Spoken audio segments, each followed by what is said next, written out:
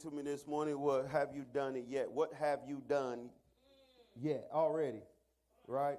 Have you done it yet? What have you even started yet? Have you even, but you're just talking. And the problem is that we got to understand that what our words really represent. Your words represent accountability. This is why when I married my wife and we said, I do, it was accountability. The reason why we have witnesses to hear to say, I do, was now why? So people can say, hey, man, that ain't your wife. You don't supposed to be over here touching that. Touch not, handle not. No, you supposed to be touching and handling that thing over here, not over there, right? That's what your word does. See, you're looking for your words to be so mystical. Your words are not mystical.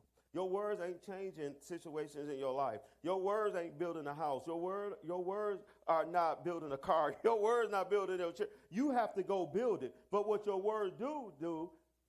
What your word does is hold you accountable. So don't get mad when people start judging you because you said it. You said I was going to do this year. You said I was going to lose weight. Then when they come in and judge you because you drinking that Pepsi and a ding-dong with it, they like, I thought you said, and you getting mad when they say, come on, y'all. You said it because so your words you speak holds you accountable. When you tell your wife, I'm going to buy you this, I'm going to get you this, and they looking at you, where that husband? Where that hubby? They holding you accountable because you said, when you got up there and said, I do, and I'm going to do this, and I'm going to, right? So a lot of you said things, right? And you didn't say it out of your heart. You just said it with your mouth. That's why the Bible tells us to confess with your mouth and believe in your heart. See, when your heart meets in agreement, when your heart is in agreement with your mouth, it's going to happen. It's going to, even when you're doing it out of evilness, even when you're doing it out of frustration, when it hits your heart, when your mouth, when your word hits your heart, it will come to pass. But the problem, a lot of us just been giving lip service. Because if you gave lip service, you will start it. You will do it. You will keep it. You'll keep going. But a lot of us just gave lip service. So you got to ask yourself, was my heart in it when I said it? You're getting frustrated. Well, why this ain't come to pass? I'm going to tell you this. And the first thing what's going to happen as soon as you say something, sacrifice. Come on, y'all. As soon as you say it, trials. As soon as you say, I'm going to be more faithful. As soon as you say, I'm going to be a giver. As soon as you say, I'm going to stop doing this. What happened? As soon as you say, I'm going to stop eating sugar. What happened? You go to work, they bring the favorite cake. There's a sacrifice upon, come on, y'all. Soon as, even when we go on fast, soon as you go on fast, that's when the parties start. So, y'all got Galatians? Be not deceived, God is not mocked. For whatsoever man soweth, that shall he also reap.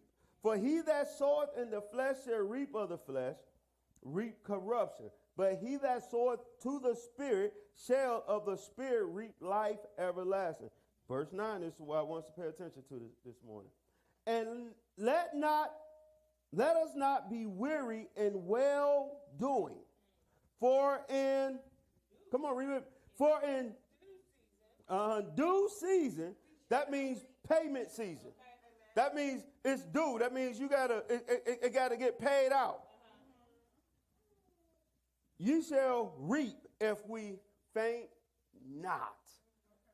In due season, we shall reap, you shall reap if you faint not, if you don't give up, if you don't stop, right? We're going to use for a thought today, don't stop, keep going. Come on, don't stop, keep going. Don't stop, keep going. Amen, don't stop. You ever been traveling, you ever been going somewhere and you was given direction and for some reason that it just don't feel right? You know, then you want to turn around, but they told you to go. You're going to see this and go up about a mile and you're going to see this sign. But for some reason, it just seems like I'm in the boonies. I'm in the sticks. Ain't nothing. And you feel uncomfortable, but you got the directions where you need to go. But somehow your flesh step in to the point to tell you, I can't trust them. that direction because it just seems like they're going to say, just keep going over yonder, and you're going to see this, and you're going to pay. It's like, when is it ever going to come? And you're driving because you're feeling not safe, maybe. You're feeling that you're in the middle of nowhere, but you got a set of directions, right? You got a set of good directions, but because of your flesh, because of your unfamiliarity with the area, a certain fear come over you. A certain thoughts come over you, right? But when you started, you got the directions, you were sure about it. You were sure about getting there because you got the directions. But when you started, the directions seemed, this don't seem right. We've been riding on this road a little too long. Amen. And some of us get in that area. But I want to tell you, don't stop. But you can't stop because you got the direction. Everything in the direction, the direction don't tell you everything what's going to be on the right. The direction don't tell you everything what's going to be on the left. The direction don't tell you that a deer might drop out in front of the road.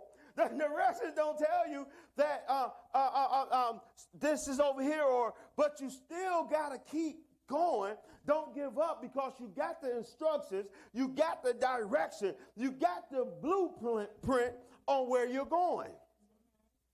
And so many times we look because now once we come out of being familiar, this is what keeping us trapped. This is why we give up. We say we want different. We say we want more, but you're so used to the familiar, you want to stick with the familiar, but you want more. That it don't work. I want to change, but you want to stay familiar. Okay, let me help y'all. Okay. You want a new house. You want a bigger house, but you still want to pay what you're paying for the house you're at now.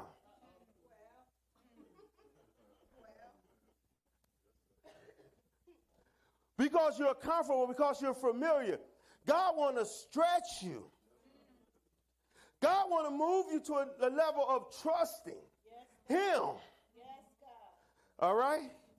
Now, I'm not, y'all know I'm responsible, so I'm not talking about getting in debt. I'm not telling you to stretch yourself unreasonable. I'm not talking about no name it and claim it crap, and I do call it crap, and don't talk about no naming and claiming around me. You better game and claim. You better go get the job. You better go get that's what you better claim, the job.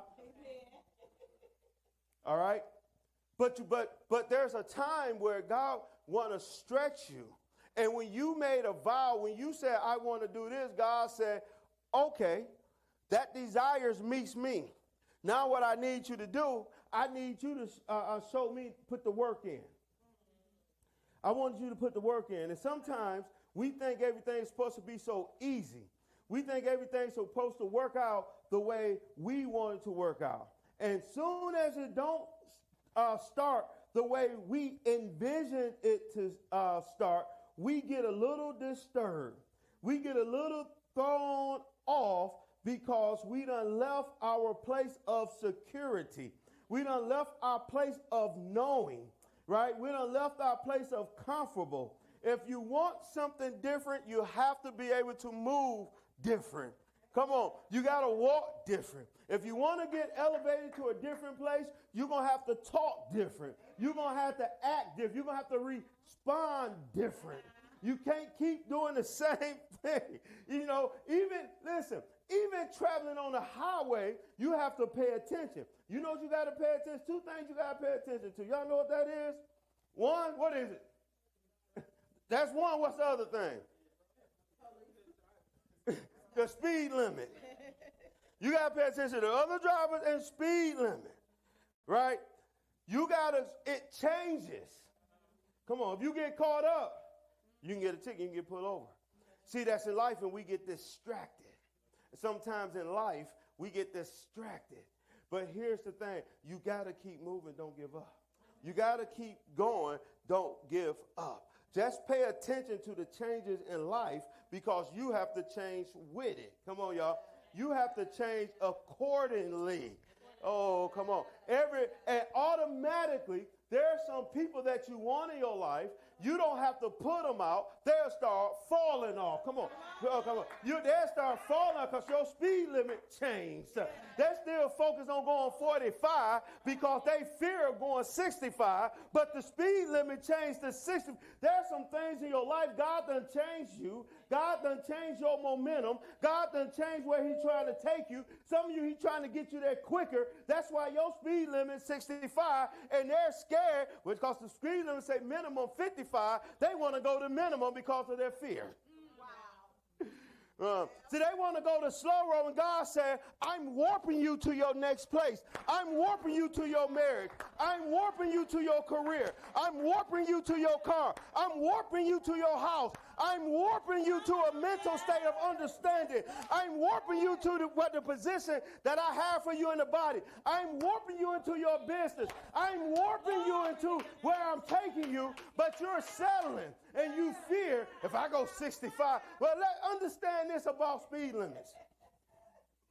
The speed limit have already been studied on how fast vehicles can go on certain roads. Come on, y'all. Millions and millions and millions of cars, and that's not even a high rate, the 65. You can actually go higher. They just put it at a place where they know everyone can be safe. Even if they speed over, they still can be safe. Oh, y'all not working with me.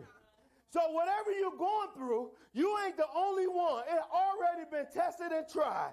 You're not the only one got to get over having an abortion. You're not the only one got to get over of being a liar. You're not the only one got to get over of being touched in the wrong way. You're not the only one got to get over of not having a father in the home. You're not the only one got to get over of mother leaving them, mother hurt, friends hurt. You're not the only one got to get over. The road has already been tested. Whatever you're going through right now, someone already have overcome it. Oh, come on. Someone already overcome poverty. Someone overcome drug addiction. Someone already overcome. So the road has already been tested. Just look at the person in front of you. Come on, y'all. I was driving back on the highway. And I had to put my truck all the way in 4x4 all the way through Ohio and some of West Virginia because there was so much traffic. You know, and here's the thing. You know what I said? I told my wife, I guess I was talking to Deke on the phone. I said, well, you know what? Know what I'm going to do? He passing me. I'm going to find me an 18-wheeler, and I'm getting right behind him. Sometimes you got to find the right thing to set the path for you. That's why we here. That's why the Bible says, forsake not yourself to assembly. There's someone can open a path for you. But if you're not humble enough to follow, if you're not humble enough to follow, we found the 18-wheeler, he gone, he set the tracks, he opened the floor, and guess what? If he slip off, I ain't going. And that's the thing in life. You got to follow. But don't stop. I ain't stop on the road. I didn't stop.